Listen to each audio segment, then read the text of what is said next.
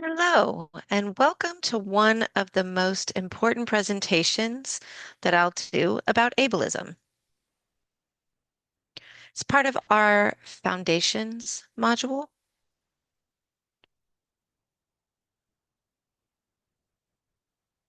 So welcome again.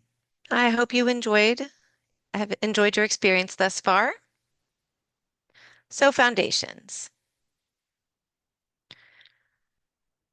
The reason I include ableism in the foundations unit is because it's a part of the everyday experience of disabled people. It's not always the first thing that you learn about disability, and it's not always the first thing that motivates folks to even learn about disabilities. I've noticed that people want to know more about access and accessibility, and then sometimes they want to know more about disabled people.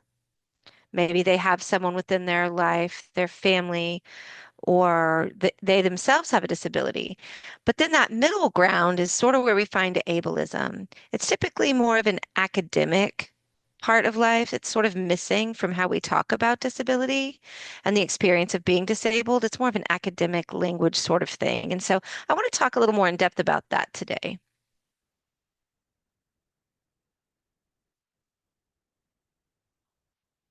One thing that we need to know about ableism as it relates to other forms or types of oppression because they're all interconnected.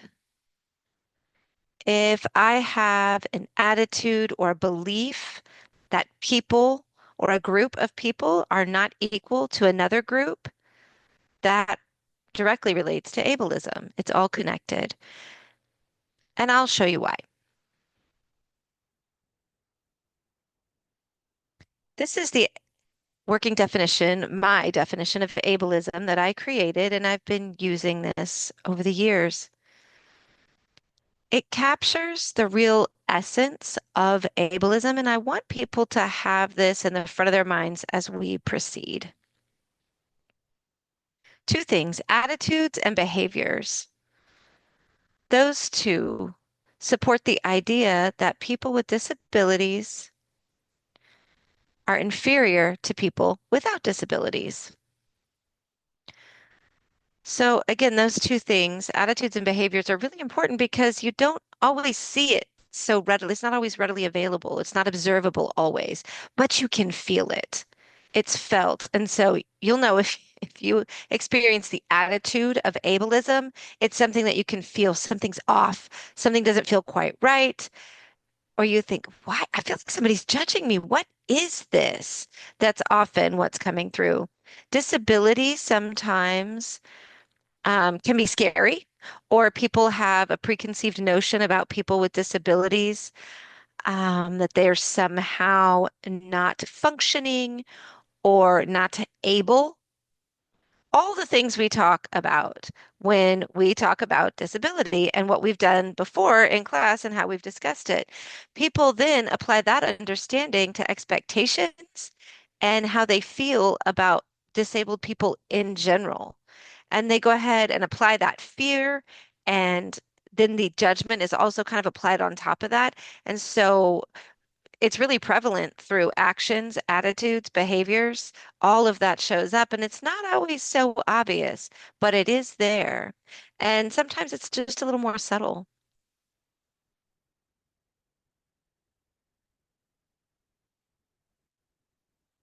So sometimes this is where it shows up.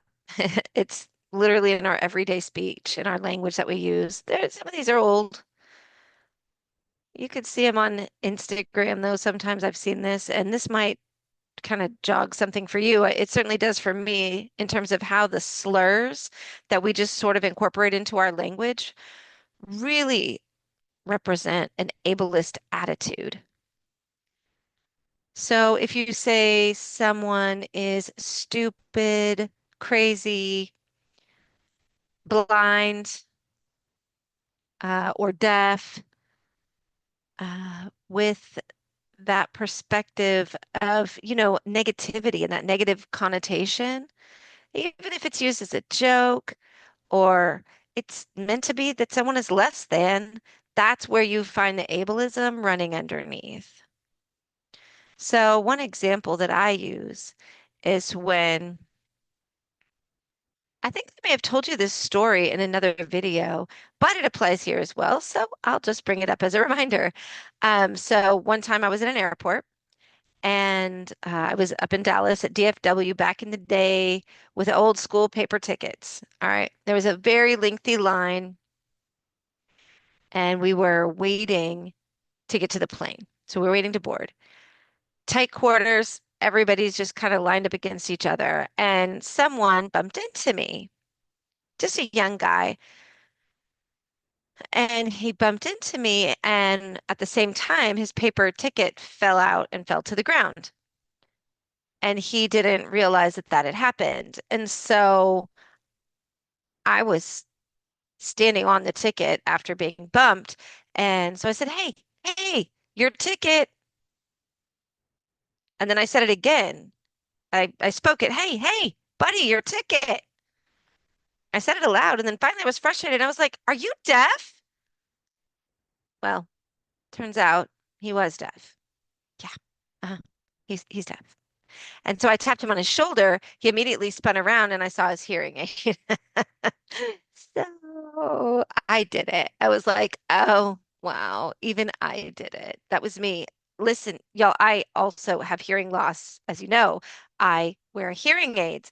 And I literally said with judgment, it turned out it was another deaf person. "Hey, are you deaf?" Gosh, that's a moment I will never, ever forget. Oof, even me? Seriously, I am a deaf person, and I did that to another person who ended up being deaf as well. Yikes. So there's some shame there for me. It's a little embarrassing moment. But anyway, goes to show you. I give that example because it's not like you got to be special to do that. We all kind of do it. It literally happens every day. So here's an example from a math test. And I love it. I just love to see this kind of thing. This example is great because I have a lot of experience with accessibility within assessments. So when you think about what assumptions are made, what underlying assumptions are underneath questions, it's really interesting when you look at it through this lens. And so this example here, it's a typical word problem at this level of math, right? I think we all grew up filling these out and completing these types of problems. But the assumption is that each person has two legs when this question was written. And so the student answers the question appropriately, yes, and says why, but then they add this, but not everyone has two legs. And then they went so far as to add the website. It's so cute.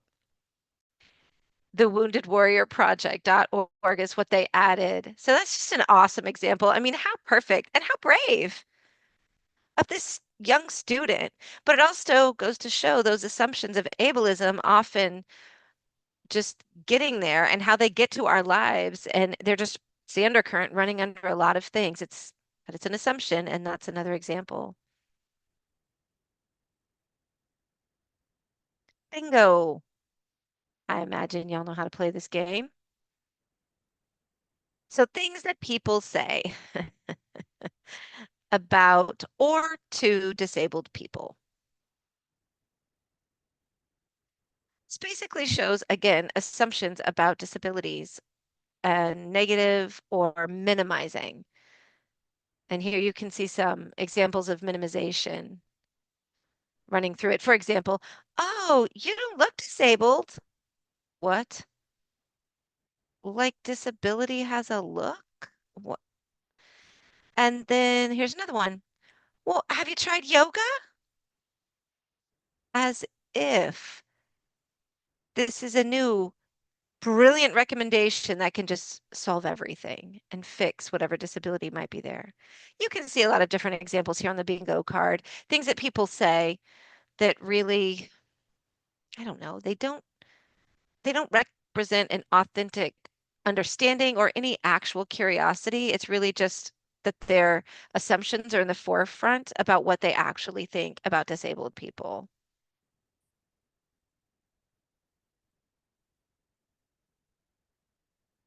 So now questions to ponder, something I'd like you to think about. Where are you seeing examples of ableism in your own settings, contexts, where you are just every day in your everyday life? Maybe when you go to class, possibly if you live in a dorm, maybe if you're an athlete or play sports, you have a job, possibly. Maybe you do some volunteer work.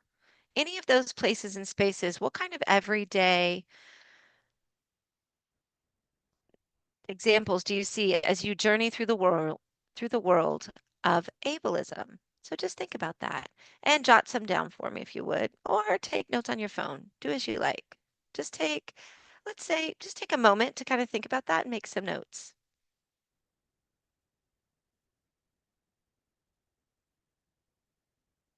So if you're on campus,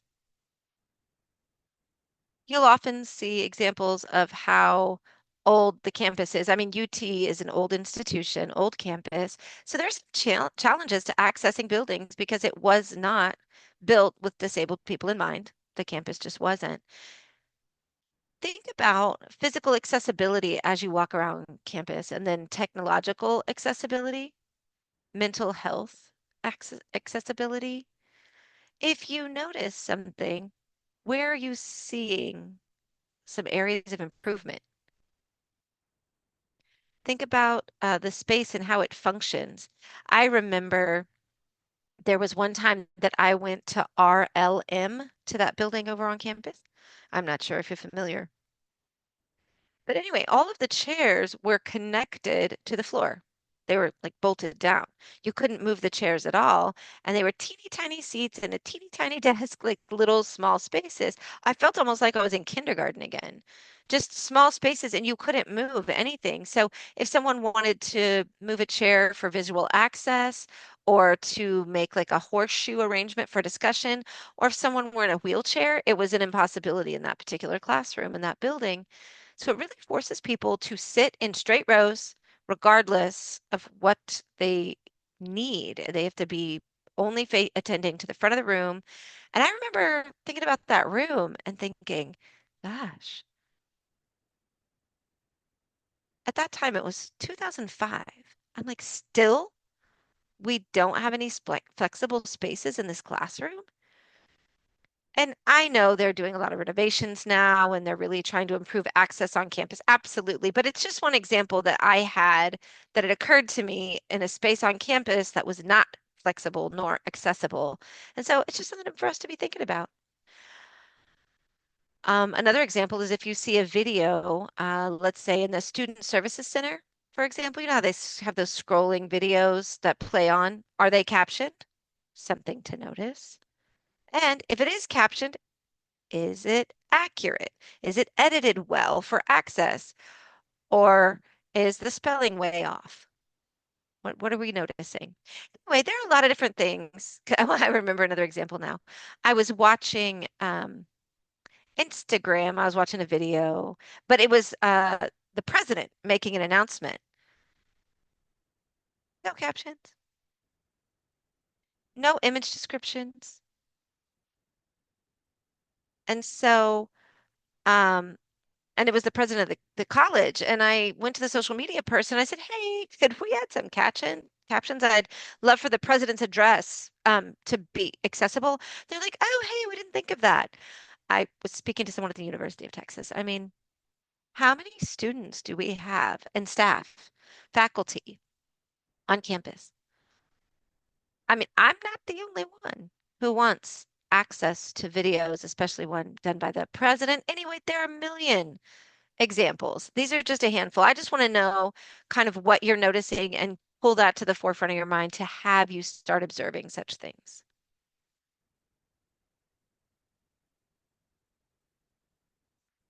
Also remember that disability, the experience itself is contextual, and ableism is part of that context.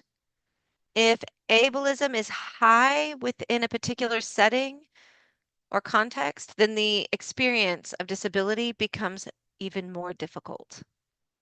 So when we think about context and the impact on disability, please do keep in mind and remember that ableism is going to affect that.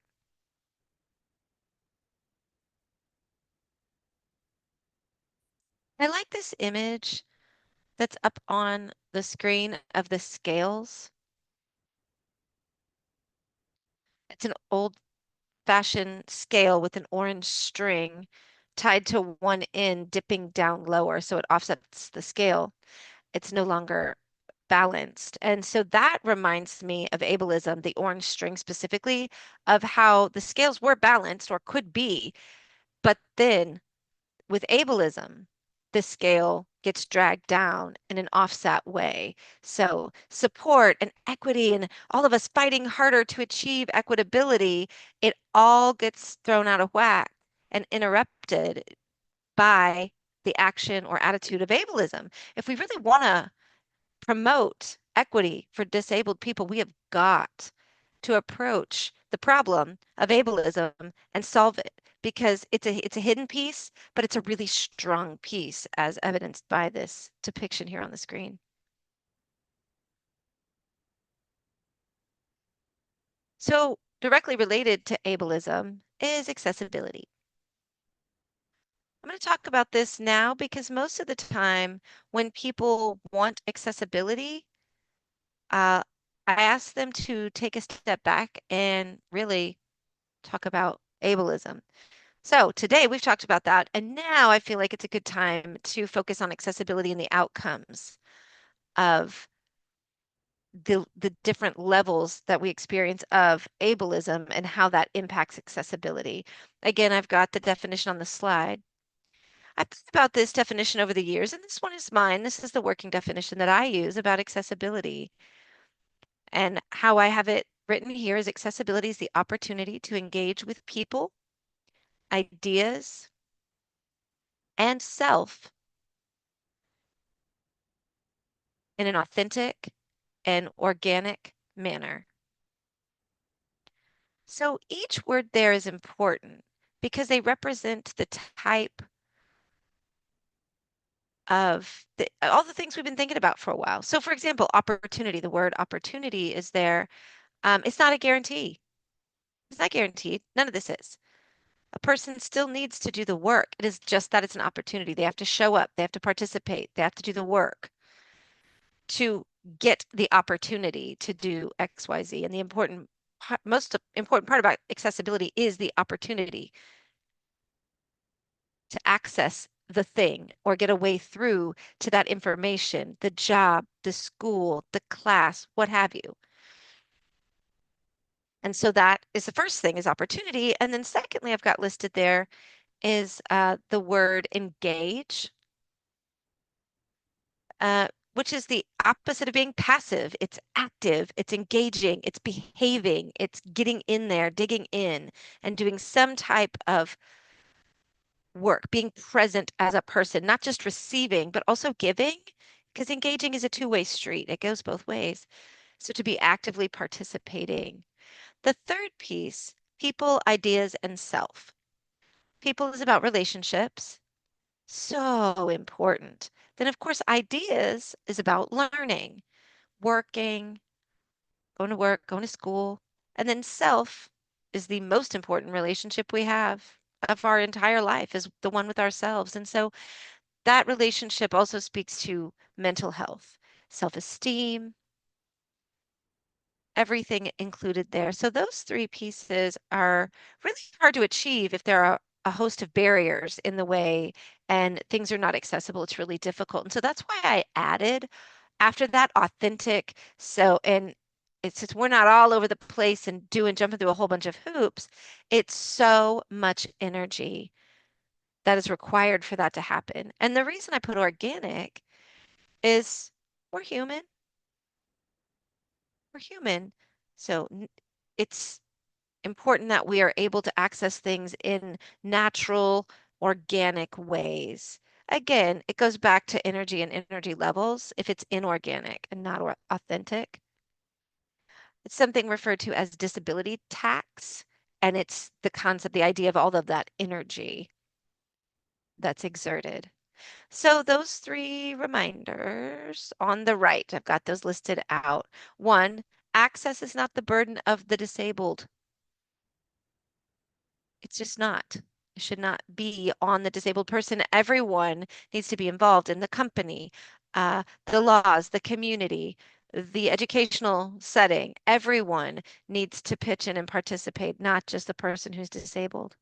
The second bullet over there is access is more than accommodations. People often assume that accommodations is good enough. Oh, well, we've done the accommodation. We can check it off the list. We're good. That is absolutely not true because the attitude piece is huge. When I talk and engage with disabled people and I ask questions about it, like, what do you want me to share with people who don't have a disability? What do you want me to say?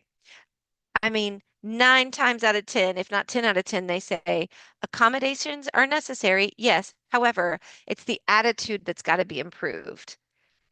That's the missing piece often. And what do they believe about me? That's the part that people always ask me to add. Like flexibility and how you build your world so I can participate without always having to ask a zillion questions just to get some basic accommodations in place. So that is regularly what people will say. So the third thing on the slide there, my third reminder over there, is that access must be intentional. It takes change, systemic change, and how we change our practices every day, our behaviors, how we approach language, how we set up our classrooms, our workplaces, how we interact on social media. It has to be intentional. We have to shift the way we think about things. It's a shift in a mindset. And again, it must be intentional.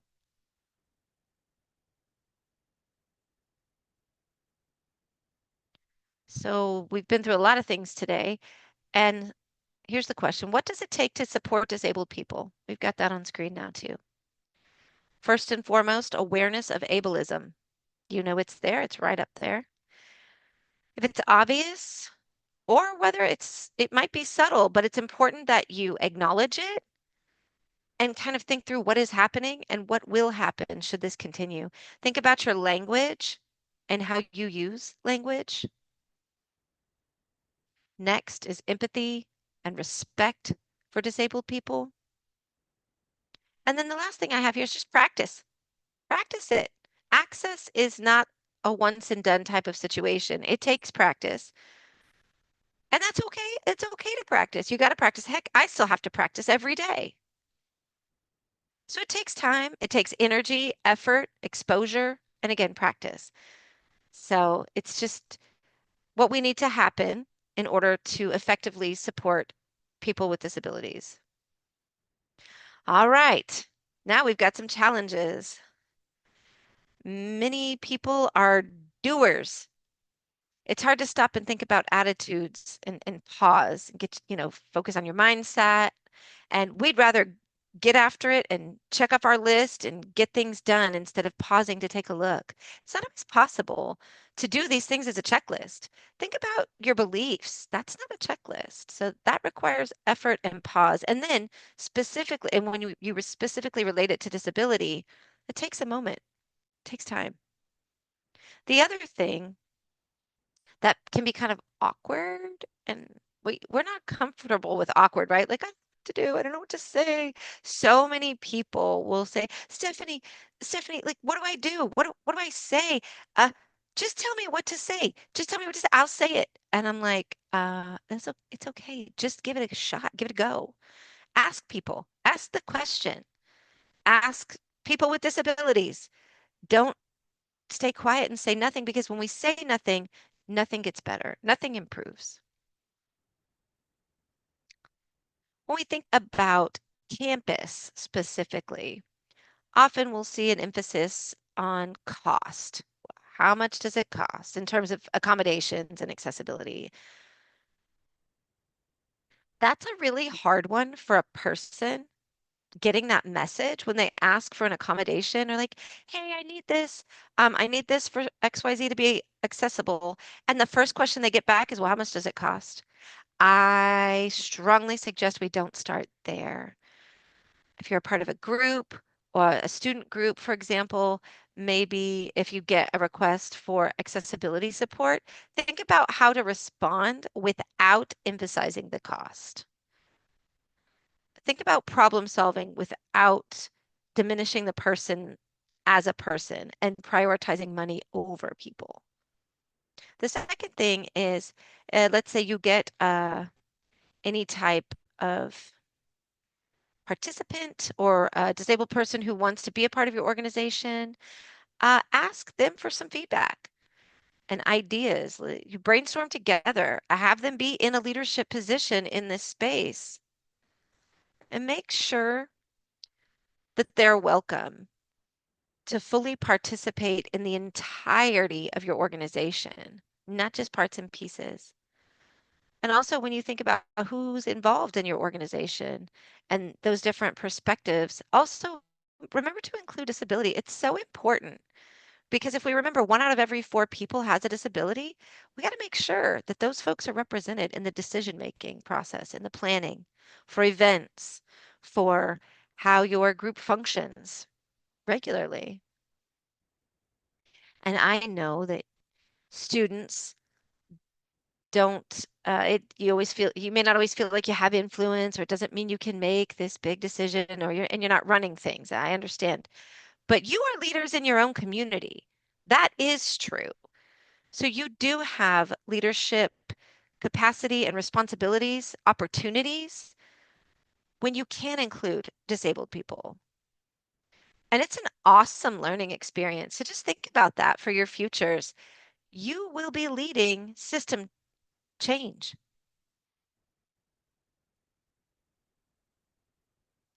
So small changes, it might feel small, but it ends up having huge results. Even the smallest thing, it feels tiny, the tiniest thing you can think of, it still adds to the greater good. You know, add a hashtag to your social media. It feels like nothing, but it's still awesome. It's still a good thing. It still positively impacts the results at the end of the day.